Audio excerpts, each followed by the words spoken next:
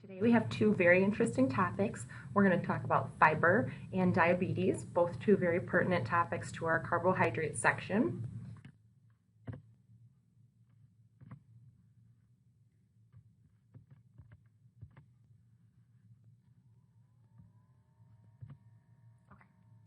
So the objectives of this section are to explain fiber terminology and give examples. We want to understand the four main significant characteristics of fiber and discuss the different forms of fiber. And we're going to discuss the health effects of fiber. Okay, so the total fiber that we consume is a sum of dietary fiber and functional fiber. So dietary fiber consists of non-digestible carbohydrates and lignin that are intact and intrinsic in plants. And plant cell walls contain over 95% of dietary fibers. Functional fibers have been isolated, extracted, or manufactured in some way. They're an isolated, non-digestible carbohydrate that have beneficial physiologic effects on humans. So our total fiber is our dietary fiber plus our functional fiber. So here's a list of the different dietary fibers and functional fibers, and you can see there is some redundancy. And the functional fibers have been altered in some way from the original fibers that were dietary. And we're going to go through all of these. So the first we're going to talk about is cellulose, and that's the main structural component of the cell wall. It's a polysaccharide consisting of linear molecules of glucose with beta-1,4 glycosidic linkages. However, we do not have the ability as humans to cleave these linkages, and therefore we can't really oxidize this cellulose so that we can utilize it for energy. So therefore it goes through our digestive system unabsorbed. It is an insoluble fiber. And here are a number of examples, such as broccoli, green beans, peas, and cabbage. And it's kind of easy to think about these not being absorbable because they are really tough when we chew them, and we just do not have the ability to break down these extremely fibrous molecules. Okay, next we have the hemicelluloses, and these are also polysaccharides found in plant cell walls, and they surround the cellulose. So these can be either a hexose or a pentose sugar. They can be linear or be branched. And ones we may hear of commonly are xylose, mannose, arabinose, and there are some other monosaccharides too. And these are largely contained in bran cereals, whole grains, Brussels sprouts, beetroot, etc. So next are our pectins, and when you think of pectin, I'm sure you think of maybe something in jelly or jam, and that's exactly what pectin does. It's a polysaccharide also found in a cell wall and in extracellular tissues in many fruits and berries. So some of them that are high in pectin are apples or citrus fruits or berries. And the pectin is often extracted from these in order to be really condensed so that we can really get like a strongly gelled product when we want to use pectin. So it's composed of a backbone of galactose molecules with side chains of arabinose, galactose, and other monosaccharides. So this is soluble in water and it forms gel, just as we would expect. The next is lignin, and this is a polyphenolic compound with a complex structure, and this is really what we would think of as like a phytochemical. So these are found in the cell walls of woody plants and seeds. So think about carrots or beets or eggplant or really like woody green beans. And they're a major component of bark, but they are found in some limited quantities in some of the foods we eat that I just talked about. These are of great research interest because they have both carcinogenic and anti-carcinogenic effects.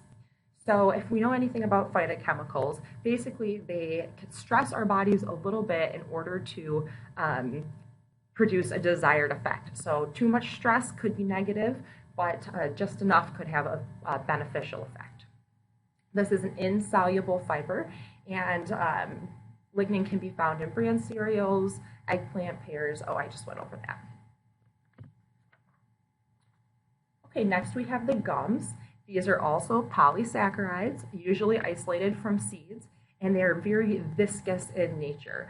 So kind of think of like a thick oatmeal, or thick potatoes, like the gelatinous kind of molecules in strawberries. So they're known for food thickening and gelling and stabilizing properties.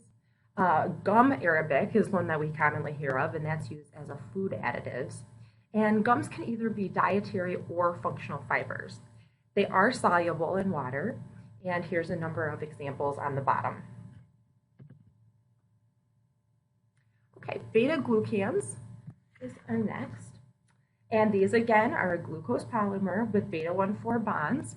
And these are usually extracted and used as functional fiber because they've been shown to be effective in decreasing serum cholesterol and postprandial blood glucose.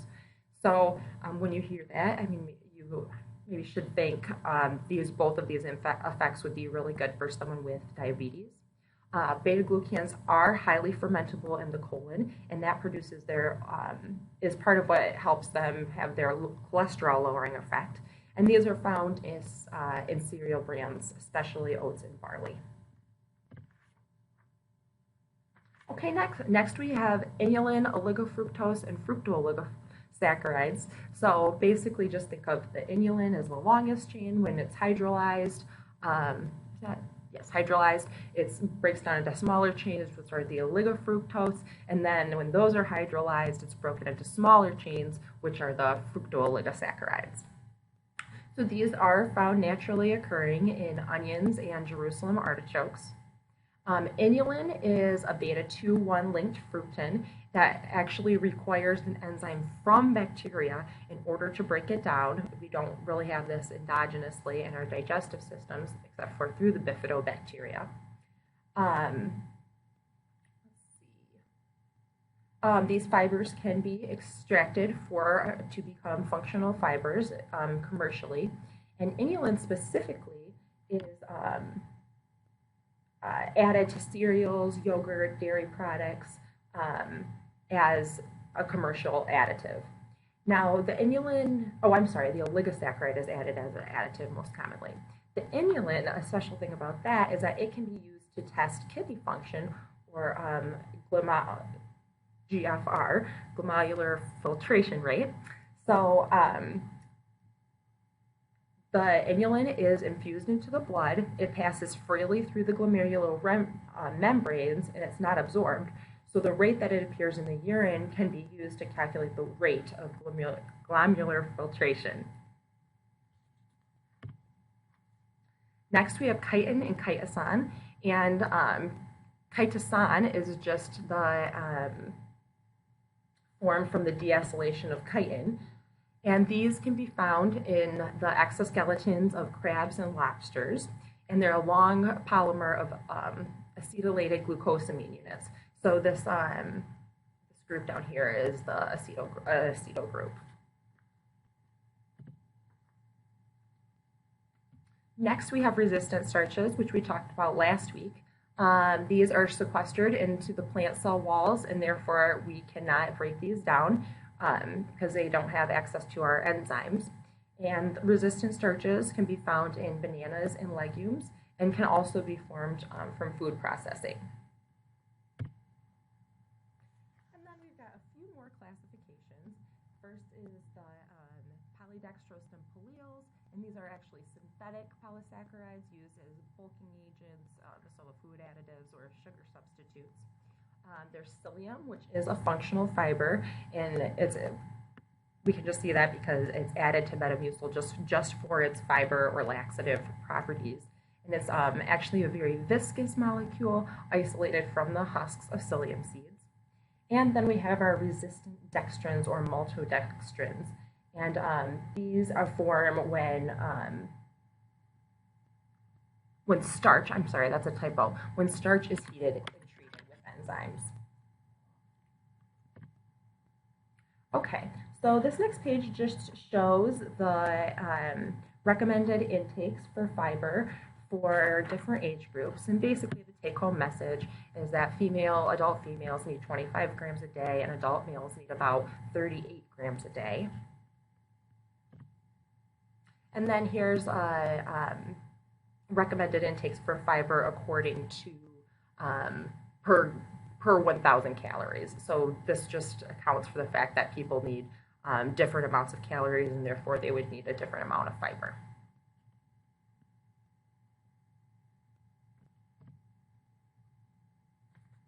Okay, so fibers are classified according to 4 characteristics: their solubility in water, their water-holding capacity and viscosity, adsorption or binding capacity, and degradability and fermentability. And we're going to go through all of these. And as we do, keep in mind that we eat foods with a combination of fibers. There's barely any foods that just have only one type of fiber in it, as far as plants go.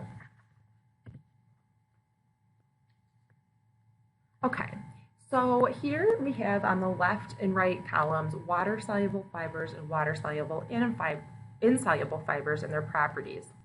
So water-soluble fibers, as implied in their title, dissolve in hot water, and they actually are more likely to form kind of a thick, viscous, or gel type of product, which we'll see as we talk about the viscosity properties.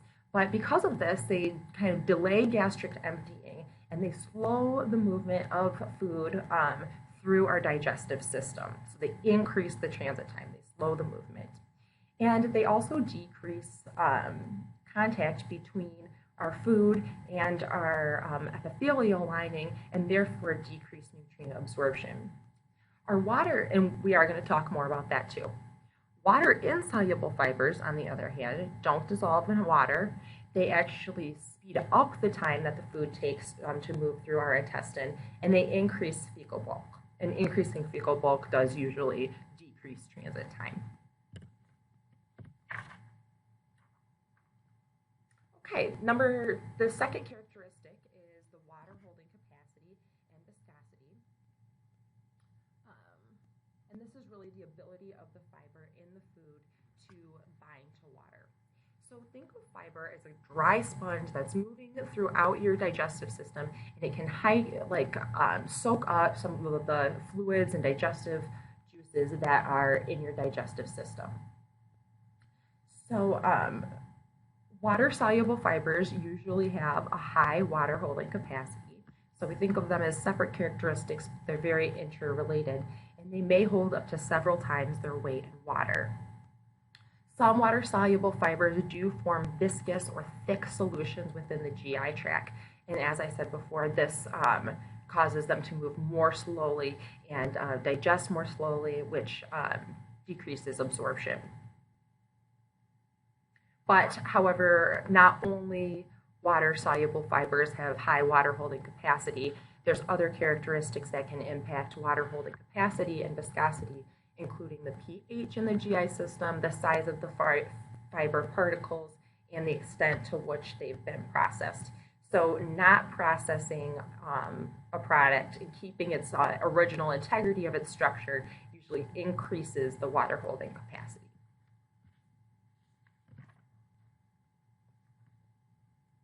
So fibers with high water-holding capacity form viscous fluids. So they're absorbing the water and they're becoming very thick in our digestive system. So this delays gastric emptying, which delays the release of chyme from our stomach into our duodenum. And because of this delayed gastric emptying, the nutrients remain in the stomach longer, and we have a greater feeling of satiety after we eat.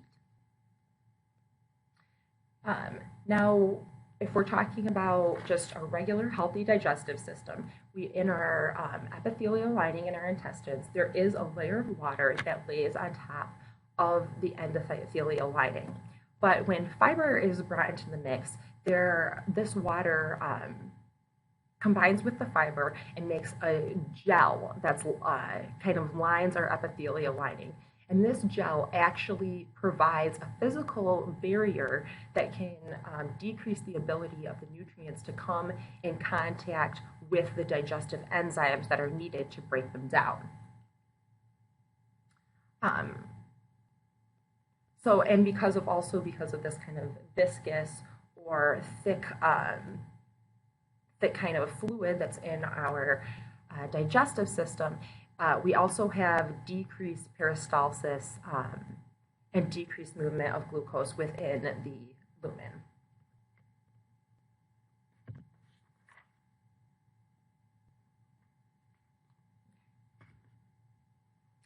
Now, some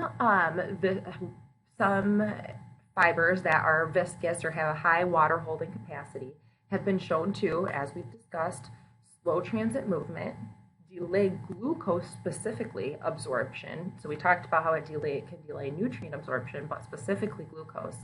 And therefore, it can lower glucose concentrations because we're decreasing the rate at which the glucose gets into the blood. And therefore, it can impact insulin response to absorbed glucose. And all of these effects can be beneficial to someone with diabetes.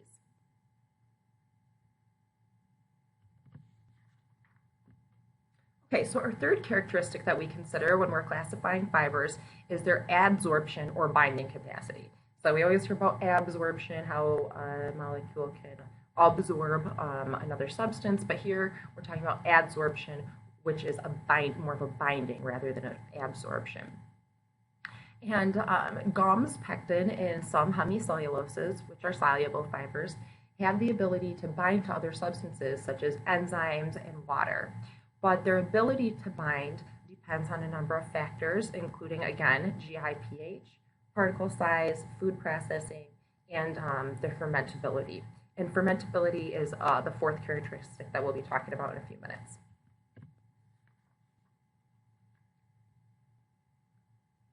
So fibers that do have adsorption properties in the GI tract have a number of usually beneficial effects, including diminished absorption of lipids, increased bile secretion in the feces, lower blood cholesterol concentration, and altered mineral balance. So first, let's touch on the diminished absorption of lipids. So fibers such as pectin, gums, and oat bran, those are soluble fibers, they can affect lipid absorption because they are actually able to bind to fatty acids, cholesterol, or bile acids in the lumen of the intestines. Now, once fibers and cholesterol are bound to fiber, they cannot form micelles, and if they're not incorporated into micelles, then they can't be absorbed because only free fatty acids, monoacylglycerols, and cholesterols can be incorporated into micelles. So if they're not absorbed, if they're not incorporated into micelles and they're not absorbed, then they move on to the large intestine for excretion and degradation by intestinal bacteria. So we have decreased absorption of lipids. Okay. Second is increased fecal bile acid excretion, and it's pretty much the same reason. So fiber can bind the bile acid, and then it cannot be used in micelle formation. Therefore, it goes through the small intestine to the large intestine, and we excrete more of it. The third effect of these fibers with adsorption properties are that they can lower blood cholesterol concentrations. So when we have higher excretion of bile in the feces, less bile is recycled in enterohepatic circulation. And therefore, our body needs to use the cholesterol that's already there for new bile acid synthesis, therefore taking some of the cholesterol out of circulation. And we have one more mechanism by which it can do this, and that is that it shifts the bile acid pools away from cholic acid to a different bile acid, which is chenodeoxycholic acid. And this bile acid inhibits HMG-CoA reductase, which is needed for cholesterol biosynthesis. So it actually, the fiber actually shifts the bile acid to a form that makes it so our bodies can't biosynthesize cholesterol. Therefore, we don't have as much cholesterol synthesis, and we have less blood cholesterol, lower blood cholesterol.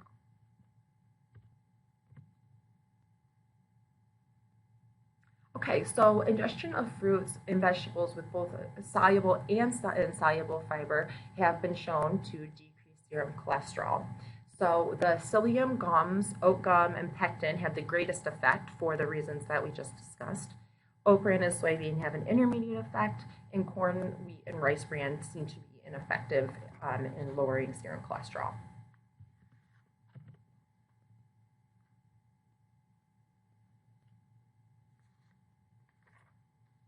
So our final effect of fibers that have absorption properties is altered mineral balance.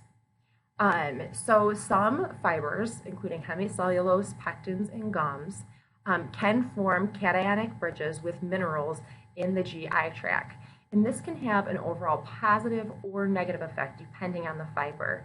And that depends on the degree of fermentability of the fiber or accessibility of the bacterial enzymes to degrade the fiber or ferment it in the colon. So microbial proliferation, that is, think about bacteria in your colon, from slowly fermentable fibers, can increase the binding of minerals. And therefore, we have greater mineral loss from the body if they're excreted from the colon. In contrast, when we have a rapidly fermentable fiber, such as pectin, it can actually have a favorable effect on mineral balance. So minerals such as zinc, calcium, and iron bound to these fibers, such as pectin, are released as the fermentation occurs, and therefore they can still be absorbed in the colon. They're not excreted with the colon. In the colon, I mean. So our last property is degradability and fermentability. So part of the desirable consequences that occur from fermentable fibers is that they metabolize into lactate and short-chain fatty acids. And pectin, gums, oat and wheat bran, and psyllium all degrade into these short-chain fatty acids. And the primary ones that we consider are acetic, butyric, and propionic acid. However, there also are some byproducts that are hydrogen, carbon dioxide, and methane that are either excreted as flatulence or we exhale them.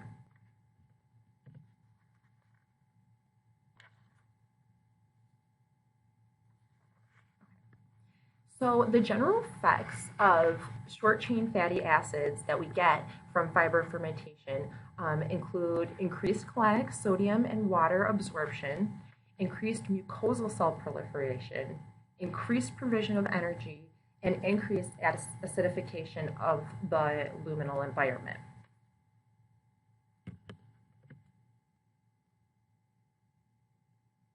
So the short-chain fatty acids can provide energy to epithelial cells. The fatty acids that are not used by colonic cells, the propionic and acetic acids, can go through hepatic circulation, through the portal vein to the liver, where they can be metabolized. So only butyric acid can be used directly by the epithelial cells. Most acetate passes to peripheral tissue and is metabolized by skeletal and cardiac muscle. So depending on the short-chain fatty acid, it depends where we can utilize it for energy. And then we also have a decrease in the pH of the colon's lumen when we have fermentability or fermentation resulting in short-chain fatty acids. So when we have decreased pH or a more acidic environment, we have less solubility of the bile, and we have more bioavailability of calcium to bind to bile and fatty acids, which may be protective against cancer. So we also have fibers that are non-fermentable, such as cellulose and lignin. Others are more slowly fermentable, including some hemicelluloses. So, those are particularly valuable in promoting microbe proliferation in the body, and these can have a couple of beneficial effects. So first, increasing the number of microbes that are available in the colon can increase scavenging or sequestration of certain toxins.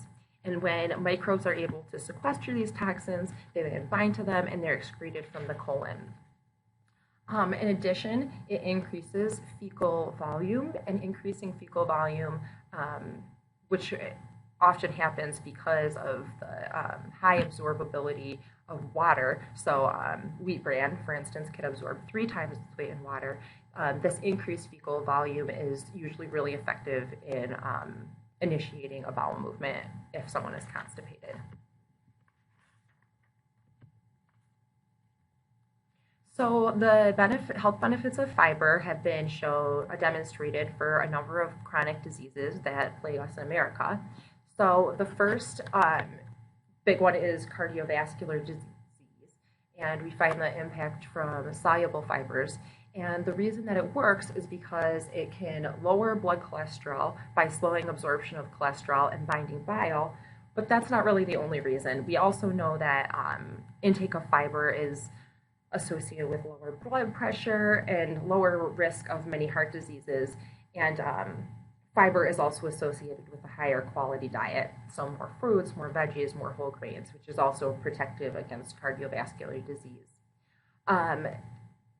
Fiber may be beneficial in diabetes because it can improve blood glucose tolerance by delaying glucose absorption and insulin secretion, and can actually improve insulin sensitivity.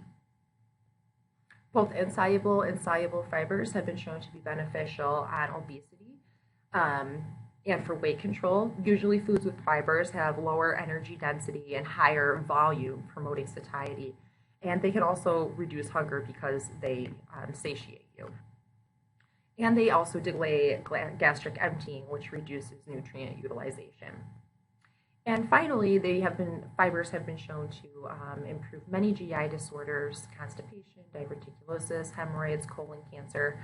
Part of this is because the insoluble fibers particularly can aid in intestinal motility and provide bulk to initiate bowel movements.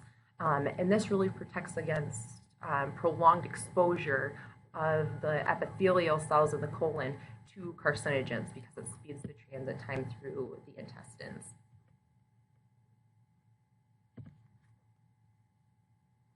So we kind of already went through these, but here it's just in kind of a nice table about the possible mechanisms by which fiber can lower serum cholesterol, which we know has a beneficial effect on many chronic diseases such as cardiovascular disease and diabetes.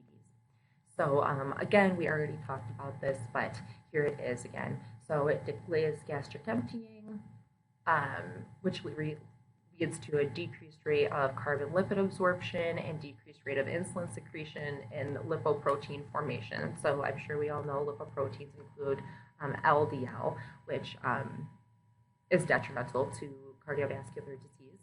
It also interferes with digestive enzymes because they can sequester nutrients from the digestive enzymes so that they can't be broken down. Fibers also interfere with micelle formation by binding to bile acids and interfering with micelle formation. We have the impaired absorption of cholesterol and bile acids and lipids. Fiber causes interference of mixing with intestinal contents so that the nutrients don't have contact with the digestive enzymes, and they can promote or inhibit cholesterol synthesis. So by the production of short-chain fatty acids, again, we inhibit HMG-CoA reductase that's needed for cholesterol synthesis.